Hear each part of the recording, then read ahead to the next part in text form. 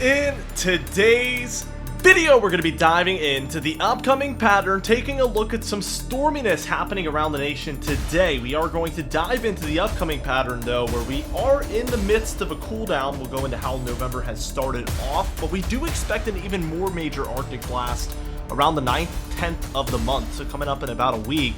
And this does look to be a quite intense one and will likely bring the coldest temperatures of the season so far, and we actually have reason to believe that there might be another pretty major cooldown after that one as well. So we're going to be talking about all of these things today, among other major storms. We do have a major snowstorm perhaps for the central states coming up. The kind of puzzle pieces are there, they're just not together yet, so we're going to talk about the potential scenarios with that.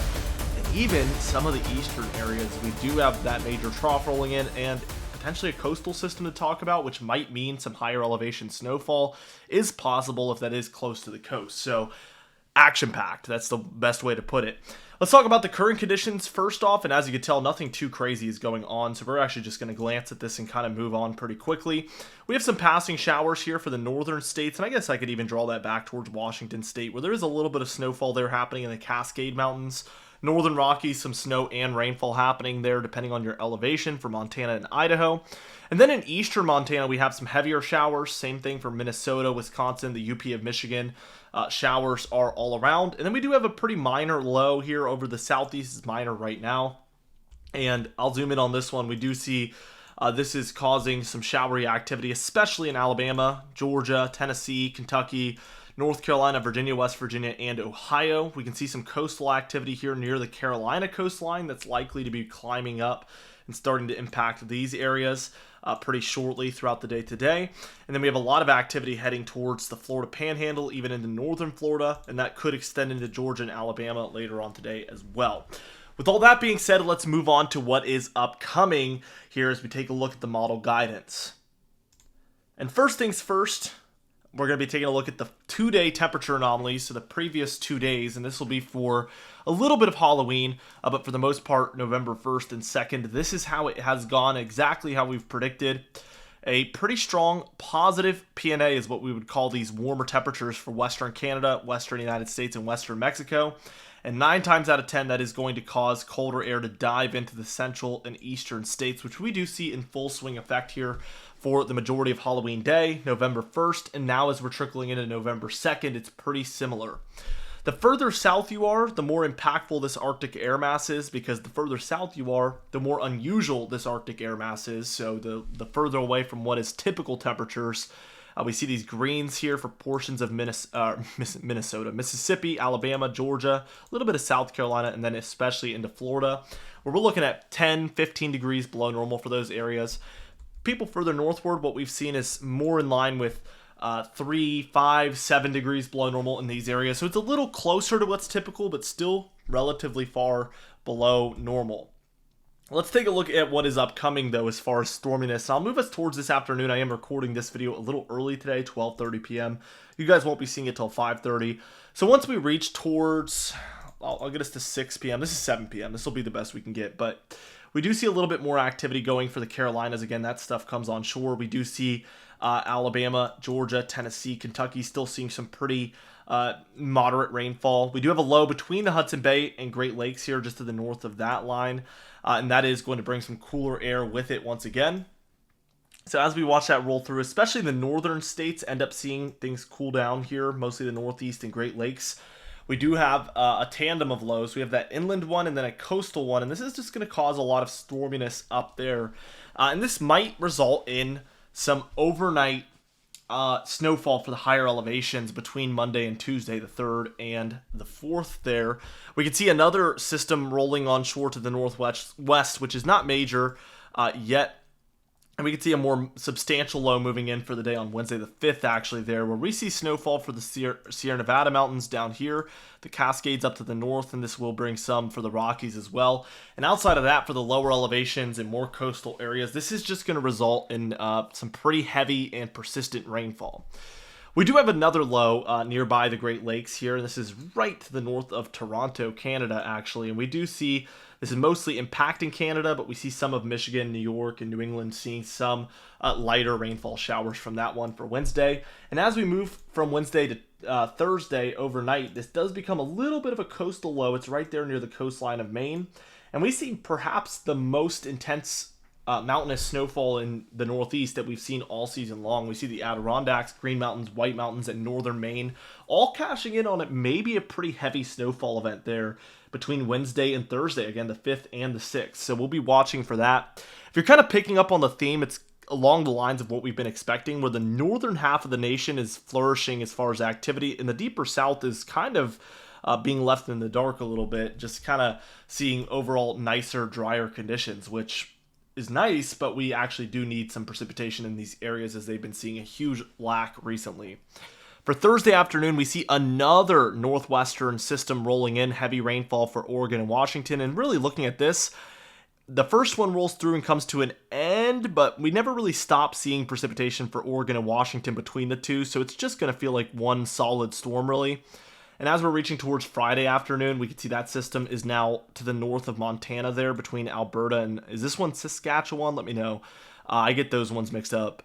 But we do see snowfall again in the Cascades and Rockies here. A lot of snowfall here for Western Canada from that system, and rainfall again for the lower elevations in coastal areas. We do see that initial northwestern low is all the way by the Great Lakes now, and this one does have a bit of a cold front underneath, warm front up above, so this is causing some heavier rainfall showers, maybe thunderstorms in the southern end of things, and some snowfall up there nearby and to the south of the Hudson Bay for Canada.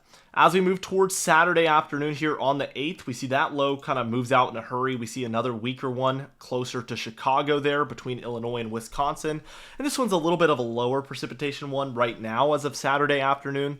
We do see snowfall for North Dakota and Minnesota. We see some rainfall there for further south in Minnesota and areas of Wisconsin. And what we see, this is a big building block to all of this, is a warmer air mass that's trying to take over for the west, because this is going to redirect the cold back into the east for the 9th, 10th time frame. And what we see happening is basically all of that. We see this low move through, and it becomes a very high precipitation cold front, which makes sense. This Arctic air diving in a hurry. We see that. And then we have milder, more humid air out ahead of the cold front. And that contrast, the further difference between the temperature and the humidity creates the instability, and that's why we see the precipitation pick up with this one. And again, don't be surprised if there's thunderstorms or even severe weather on the southern end of this. And then further north, it could be some thunderstorms, but more likely heavier showers. We still have a good 6-7 days until this one's coming up. Yeah, 6-7. And then we see for the west coast here, positive PNA set back up very similarly to what we've seen throughout Halloween in the first 2 days. Remember when we were looking back at the previous 2 days of temperatures? This is a fairly similar setup, but as of now in the model projection, a more major version of that is what I would call it. And we see that really dive to the south here. This is for Monday afternoon on the 10th, and look at this jet stream. We can't even see the top of that ridge because it's way up there in northern Canada, and this just shoots the Arctic air down into the eastern states, where we see a very deep trough here digging into the deep south and Carolinas, and then it's basically offshore. But you see that very vertical jet stream. Sometimes off the east coast with these troughs you would see a flatter jet stream like this. We clearly don't have that, so I'll draw a line through it. What we have is a climbing vertical jet stream, and this is typically a pretty good setup for a coastal low, which we do see there. On this current model, it's not the strongest system in the world, and it's not super close to the coast, so we don't get a lot of coastal precipitation. But if this did trend further west, I would not be surprised to see Catskills, Adirondacks, Berkshires, Green Mountains, White Mountains, Maine, these areas be at least having a threat of a pretty substantial snowfall event. And for the more interior northeastern areas, this could even be one of the first events that would trickle down into the more medium elevations, is what I would call it. So we're going to be watching this setup here, because this is not far off from something that could produce snowfall for areas that typically in November would be more susceptible. And even with this setup in mind, because this is an extreme air mass of cold air for this time of year, I wouldn't even be surprised if we saw a rarer, more widespread snowfall event. And take it with a grain of salt. This is beyond 7 days out. It's not more than 10 days out, so it's not super long range, but it's something that we need to watch, and it could change quite a bit. But I'm just saying, watch out for this one. This could change a little bit and become a pretty intense situation. That colder air lasts into Tuesday the 11th, but starts to lift off pretty quickly once we reach the 12th, 13th time frame. At which point we have another major system for the West Coast, and we also have a pretty substantial low, again, pretty close to the Great Lakes there, so we end up with more storminess in this area, precipitation throughout, but really the snowfall is exclusive for northern Minnesota and then into Canada for these eastern areas. This one out west looks like a pretty major Sierra Nevada and Cascade snowfall event as well, so snow becoming a more common theme here. Really, really interesting. And remember, for our fall and winter outlooks, we've been expecting Northwest, Midwest, Great Lakes, Ohio Valley to really, really cash in on activity, and then the Northeast at times as well. And this whole theme of these model runs the last few days has really, really played right into our initial projections, which we've had for months now. So it is pretty validating to see that stuff really panning out, honestly. And we see a deep, deep trough dig into the west here. By the time we're reaching closer to the midway point of the month, we end up with a strong low here east of Colorado, or not east of Colorado, but in eastern Colorado. And we end up with a very major Rocky Mountain snowfall event here. And this is in the long range, so please take it with a grain of salt because this is beyond 10 days out. This is about 12 days out. So this could change, but an interesting signal at potential major snowfall for the Rockies and maybe even the northern plains and upper Midwest. We'll see that in a second. But keep in mind that this is not unheard of, and it's not even super uncommon for the mid-November timeframe for these areas. So it's not that skeptical to see something like this. It is a pretty substantial event, and we don't see that every year, but we do know that these are very, very possible for this time of year. So it's not raising any red flags of being an obscure or like unheard of event or anything like that. It is in the long range, so we need to monitor it, but this is realistic in my opinion. 970 over Minnesota. It travels. This is for in between Saturday and Sunday, the 15th, 16th. So it travels through the plains, ends up over the upper Midwest here, and this is typical of a low that strong. You see this bowing out cold front, and you see a wrapped around warm front here. So you end up getting this more unique and very dramatic looking frontal boundaries that look a lot more, well, dramatic. It's just the best way to put it. This would very likely result in some sort of thunderstorm or severe weather event, especially closer to the Gulf here with a lot of instability. That wouldn't surprise me in this specific scenario. Again, still take it with a grain of salt. I'm not saying this is what's going to happen. I'm just kind of breaking down the model run as I see it.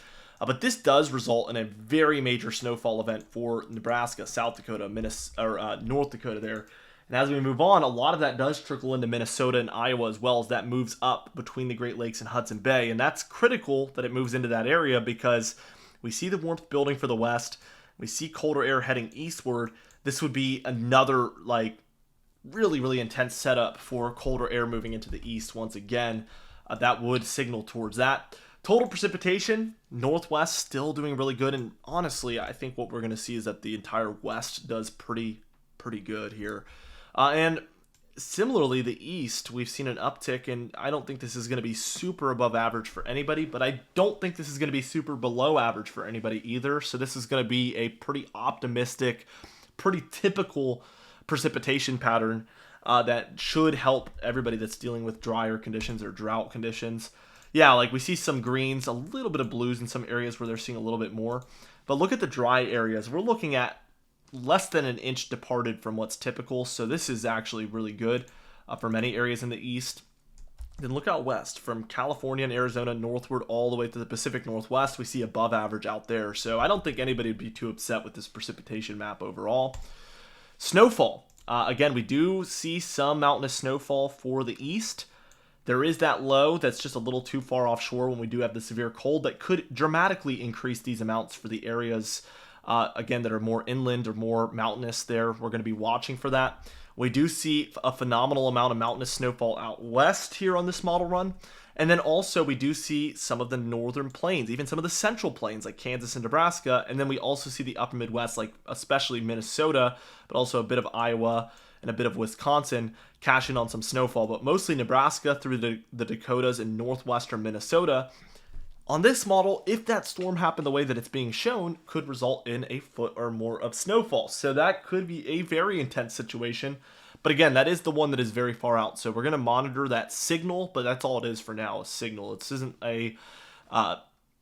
a likelihood to happen. It's a possibility still. Temperatures, let's kind of just dive into it, but we see the European model here. As we move on, we have this current pretty intense cool down. Again, you see the blues and then you see the greens, which is indicative of 10 to 15 degrees below normal. So we see that around for a few days. This is by tomorrow on Monday. This is Tuesday, so we see a little bit of it lingering for the East Coast. It's mostly Wednesday here where we start to see the oranges and reds return for a day. Wednesday the 5th, we're a little warmer, and then by Thursday, we already have another cold front roll through for the 6th for the northern half of the eastern states. As time goes on, that lasts into Friday as well, and then we get another warm-up for Saturday the 8th. And this does last into Sunday the 9th for the eastern seaboard, but for the 10th, look at that, much more intense cool down moving in. Widespread greens being projected by the model. Keep in mind, this is not 10, 12 days away. This is actually 8 days away at this point. So this is not super long range by any means. This is about a week away. Widespread 10 to 15 degrees below normal. We even see some of these purplish blues popping up for the Appalachian Mountain Range, mostly the Smoky Mountains there, and areas near the Mississippi River where there's a conjunction between Arkansas, Missouri, Kentucky, Illinois, Tennessee. So many states kind of close together right there. That area in particular gets another pocket of 15 to 20 degrees below normal on this model. This one does last a couple days, Tuesday the 11th, Wednesday the 12th. It's still there for the East Coast, but again, we do warm up pretty quickly.